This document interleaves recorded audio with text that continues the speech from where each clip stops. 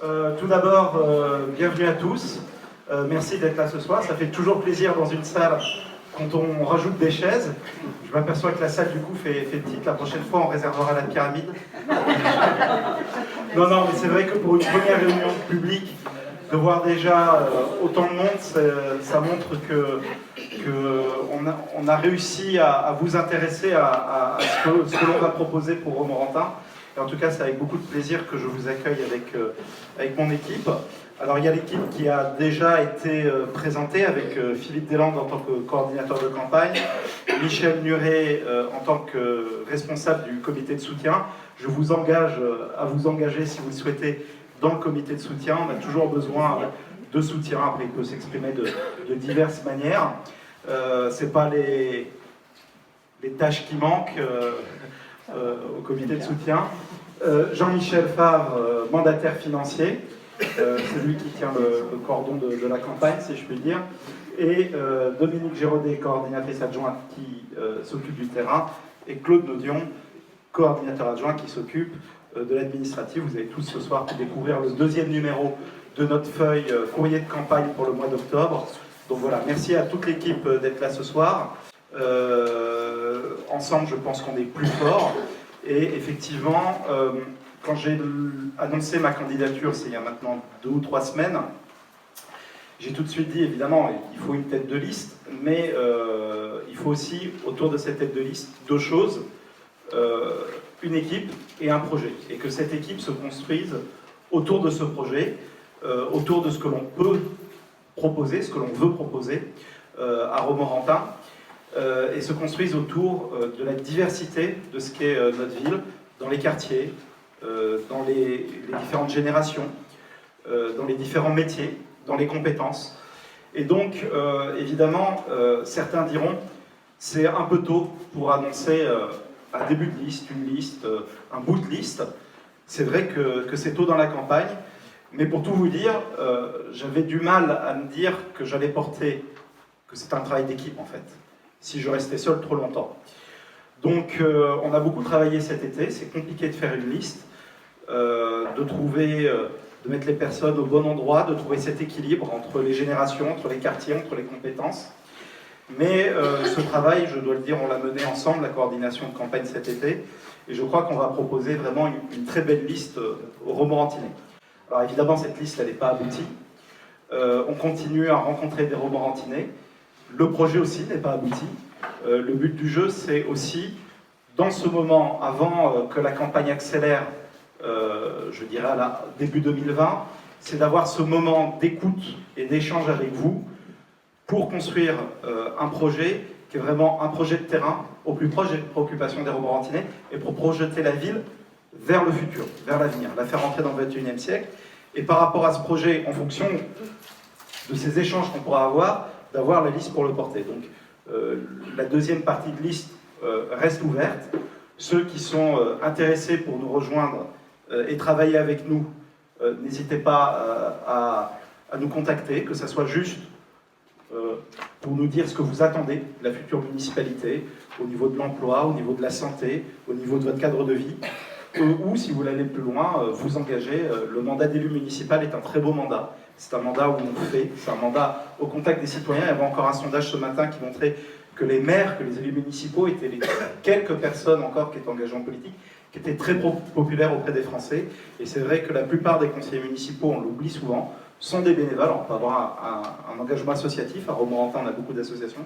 On peut aussi avoir un engagement dans la vie publique. Donc voilà, n'hésitez pas.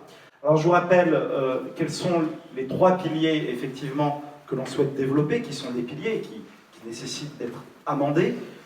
Tout d'abord l'emploi, qui est une condition évidemment de développement de notre ville, de restauration du prestige de ce qu'a été Romorantin, capitale de la Sologne. Que les jeunes notamment, on a un gros problème de chômage de jeunes sur notre territoire, puissent trouver un emploi, puissent rester vivre en Sologne, faire carrière et s'y épanouir, et que la fatalité de voir les jeunes Romorantinais partir ailleurs s'arrête. Voilà. Donc ça, je pense que l'emploi, c'est la priorité numéro 1, et moi j'irai un focus sur l'emploi des jeunes notamment. La deuxième pilier, c'est la santé. Vous savez, on est au cœur de la désertification médicale. Le Loir-et-Cher est dans les 20 derniers départements, et dans le Loir-et-Cher, le sud du département, est la partie sinistrée. Que ce soit les généralistes ou les spécialistes, tous les domaines sont touchés.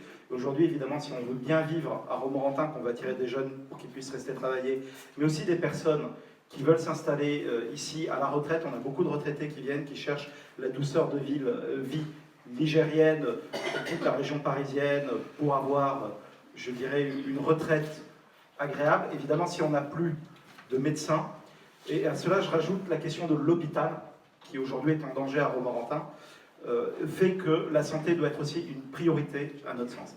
Et le dernier pilier, c'est évidemment le cadre de vie. Alors dans le cadre de vie, il y a beaucoup de choses. Il y a effectivement les questions de voirie qui reviennent souvent, de sécurité sur la voirie, avec les trottoirs, avec les pistes cyclables, avec les abords des écoles, mais pas que, réinventer la ville. La question aussi de l'accueil des jeunes, des aires de jeu, mais aussi des parcs pour pouvoir faire du sport, pour pouvoir tout simplement bien vivre à Romorantin. Donc ça englobe les questions d'environnement, les questions d'alimentation, les questions de sécurité, mais sécurité au sens large, c'est-à-dire aussi sécurité civile, sécurité routière par exemple, et autres. Et donc c'est vraiment autour de ce triptyque que l'on souhaite construire notre campagne. Alors une fois que ce triptyque il est posé, évidemment, il va falloir le décliner dans des propositions, il va falloir le décliner quartier par quartier, et ça c'est ce moment de concertation que l'on met en place, qu'on se propose de construire avec vous. Alors on a des ateliers qu'on travaille dessus, Dominique dira quelques mots là-dessus très rapidement, mais évidemment ce sont des propositions qui sont soumises au débat, et je pense qu'aujourd'hui il y a une forte demande de la société par rapport à ce besoin effectivement d'échanger, d'engagement, et s'il y a bien un moment pour le faire, c'est cette campagne municipale. Donc ce soir, ce que je vous propose, c'est de vous présenter les 10 premiers colistiers, le premier tiers de la liste.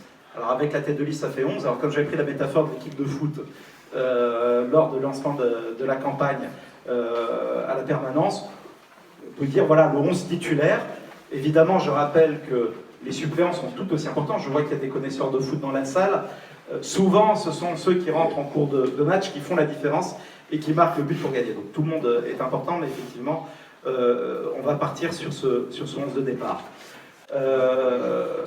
Je tiens à dire tout d'abord, à les remercier pour leur engagement. C'est vraiment une marque de confiance, j'ai dit, c'est de mener une équipe, d'abord pour 6 mois pour la campagne, et puis après, on l'espère, en tout cas c'est notre volonté, pour 6 ans au service des Romorantinais. C'est une responsabilité, c'est sûr, mais c'est aussi une aventure humaine. Et en tout cas, moi, c'était avec beaucoup d'émotion que j'ai été les démarcher avec la coordination de campagne. Et effectivement, quand ces personnes vous disent oui et vous font confiance, c'est évidemment une fierté, mais c'est une responsabilité et c'est aussi beaucoup d'émotion. Donc je vais passer la parole à Dominique, qui du coup sera, j'en profite parce que tu vas te présenter, on présentera les suivants, qui sera numéro 2 sur la liste. Je t'en prie, lève-toi. Pour ceux qui ont commencé la campagne, vous savez qu'elle ne compte pas ses heures en ce moment. C'est vraiment la cheville ouvrière de cette campagne. Merci à toi, merci pour ta confiance.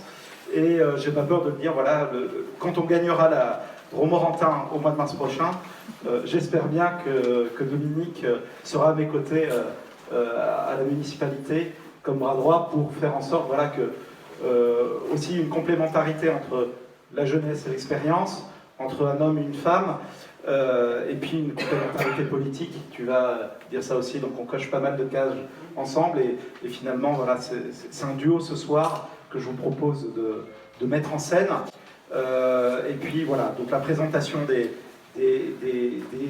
9 autres colistiers, du coup, et derrière un moment d'échange. Je pense que c'est important. Alors, ils vont se présenter très rapidement, vous allez dire assez rapide, mais après, on aura un moment d'échange d'une demi-heure, 3 quarts d'heure, on aura le temps qu'il faudra pour répondre aux questions de tout le monde. Il ne faudra pas hésiter à m'interroger, moi je suis ravi de répondre aux questions, mais il ne faudra pas aussi hésiter à interroger les colistiers. Vraiment, j'insiste, nous, ce que l'on veut, c'est aujourd'hui mettre en place à Romorantin un travail d'équipe fondé sur l'engagement, le service des Romorantinais et la compétence. Et donc, en tant que maire, si les Romorantinais me font confiance en mars 2020, mon équipe qui sera autour de moi, elle aura ma confiance, elle sera investie de vraies missions. Et là aussi, je pense qu'on a quelque chose à apporter en termes managérial pour l'équipe, pour effectivement gérer la ville différemment. Aujourd'hui, tout ne peut plus reposer sur un seul homme, en tout cas moi c'est pas mon ambition. Il faut effectivement un capitaine, c'est ce que je disais, mais le capitaine il est rien sans son équipe, et c'est ce que je vous propose de découvrir ce soir. Je vous remercie, j'ai déjà été trop long, je passe la parole à Dominique.